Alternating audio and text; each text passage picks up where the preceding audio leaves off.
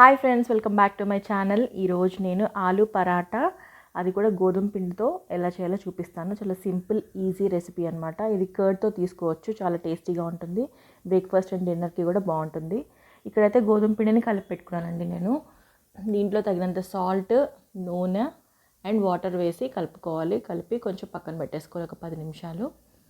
తర్వాత ఇక్కడ onions cut చేసుకోవాలండి. ఒక పెద్ద ఆనియన్ తీసుకొని ఫైన్గా చాప్ చేసుకోవాలి. నేను ఇక్కడ 2.5 కప్స్ గోధుమ పిండి తీసుకున్నాను. దానికి సరిపడా సాల్ట్ 2 స్పూన్స్ తీసుకున్నాను. తర్వాత ఆయిల్ 1 స్పూన్ తీసుకోవాలి. వాటర్ మెల్లిగా కలుపుకుంటూ మెత్తగా వచ్చేలాగా పిండి కలుపుకొని పెట్టుకోవాలి పక్కన. నెక్స్ట్ ఇక్కడ ఆనియన్ కట్ చేసిన తర్వాత గ్రీన్ చిల్లీస్ కూడా ఒక 3 to 4 యాడ్ చేసుకోవచ్చు. మీకు కొంచెం స్పైసీనెస్ కావాలి అనుకుంటే కొంచెం ఎక్కువ కూడా యాడ్ చేసుకోవచ్చు. సో చాలా ఈజీగా అయిపోతుందండి ఈ రెసిపీ అండ్ హెల్దీ కూడా. సో మనం మైదాతో చేయట్లేదు కాబట్టి చాలా హెల్దీ అనమాట. నెక్స్ట్ ఇక్కడ నేను అల్లం తీసుకుంటున్నాను, ఒక చిన్న ముక్క అల్లము. దాన్ని కూడా మనం ఇలా గ్రేటర్లో ఫైన్గా తురుముకోవాలి. మనము గ్రైండ్ చేయడం కన్నా ఇలా తురుముకుంటే టేస్టీగా ఉంటుందండి. తర్వాత కొంచెం గార్లిక్ కూడా తురుముకోవాలి.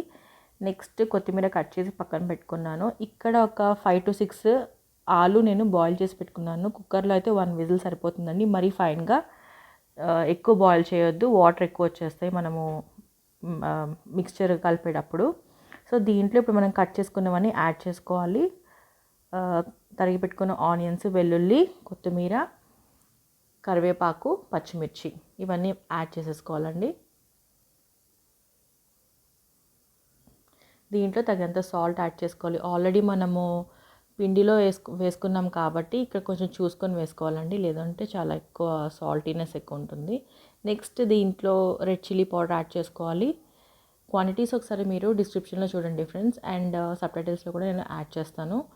నెక్స్ట్ ఇందులో ధనియా అండ్ జీరా పౌడర్ కూడా ఒక 2 స్పూన్స్ యాడ్ చేసుకోవాలి. ఫైనల్గా ఒక ½ టీ స్పూన్ నిమ్మరసం కూడా యాడ్ చేసుకొని మంచిగా కలుపుకోవాలి. గుర్తుపెట్టుకోండి ఫ్రెండ్స్, ఆలు మాత్రం బాగా ఎక్కువ బాయిల్ చేయొద్దు. కుక్కర్లో అయితే 1 విజిల్ సరిపోతుంది. నార్మల్గా బాయిల్ చేసుకున్నా కూడా మీరు ఒకసారి చూసుకోండి.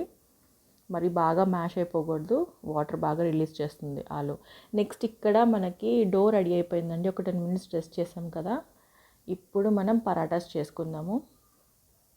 ఇలా చపాతీ చేసుకునే పీట మీద కొంచెం ఫ్లవర్, గోధుమ పిండిని చల్లుకొని మనకు కావాల్సిన సైజులో కొంచెం పిండి ముద్దను తీసుకొని ఇలా స్ప్రెడ్ చేసుకోవాలన్నమాట.